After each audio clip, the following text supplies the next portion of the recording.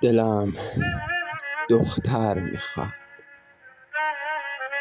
دلم میخواد یه دختر داشته باشم، دختری با موهای بلند و مشکی و چشمهای درشت و خندون که اسمشو بذارم گیسو. هر وقت دلم آشوب بود بندازمش روی زانوام و موهاشو ببافم تا قلبم آروم بگیره. حالا که خوب فکر میکنم میبینم دلم میخواد یه دخترم داشته باشم اسمش بارون باشه، دختری لاغر و قد بلند با صدای مخملی که برام شعر بخونه، یه دختر توپل و مهربون با گونه‌های سرخ و گرد هم میخوام که اسمشو بذارم آلما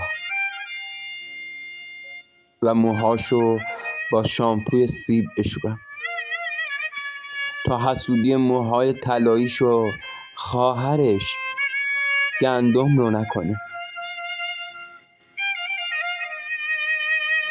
آدم برای دختری با موهای طلایی جز گندم چه اسمی میتونه بذاره؟ خب معلومه خورشید.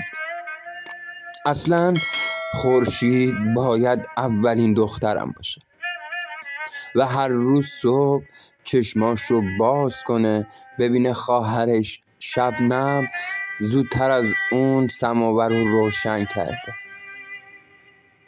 شادی رو بیدار کرده و به نسترن رسیده. دلم میخواد تو حیاط خونم ترانم برام بخونه و بهارم برقصه، نگارم خودشو لوس کنه و من به هیچ کدوم نگم که روز تولد خواهرشون الهه مجذوب چشماش شده بودم. دلم چقدر دختر میخواد.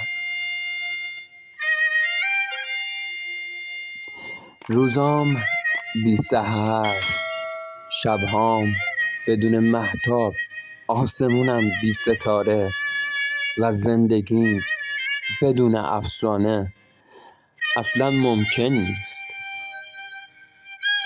تازه یه ساقیم میخوام که تا سرمو گرم کنه و همدمم تا درد دلامو براش بگم.